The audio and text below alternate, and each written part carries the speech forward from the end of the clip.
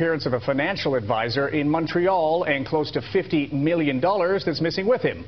He left hundreds of investors in the lurch, and now Mike Armstrong reports on the first clue to where his flight out of Canada was heading.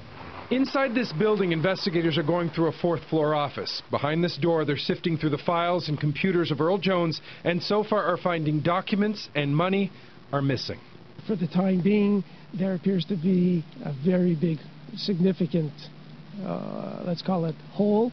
Earl Jones himself is also missing. His voice is on the office answering machine telling people the company cannot pay out their investments. Phone calls and mail will not be answered. At Jones's home, there's another phone message, this one likely his wife, who's also missing. The message is almost identical. Phone calls and mail cannot be answered. In the event of a bankruptcy... Sunday, dozens of investors gathered in a hotel next to Jones's office, sharing information and their stories.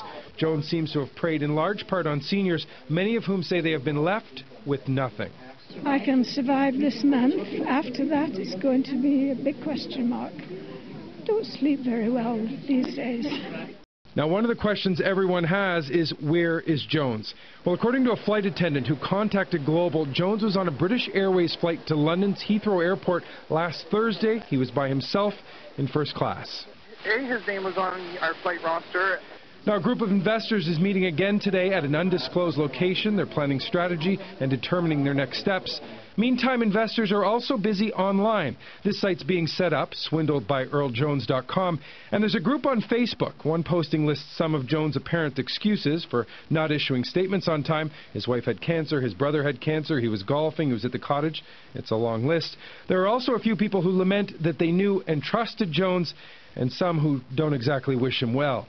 Now, Jones still has family in Montreal, and they are very upset. His brother calling Global this evening and saying they're speaking to police. They don't know where Jones is, and if they did, they'd tell him to come home. Kevin? All right, Mike Armstrong in Montreal. Thanks very much, Mike.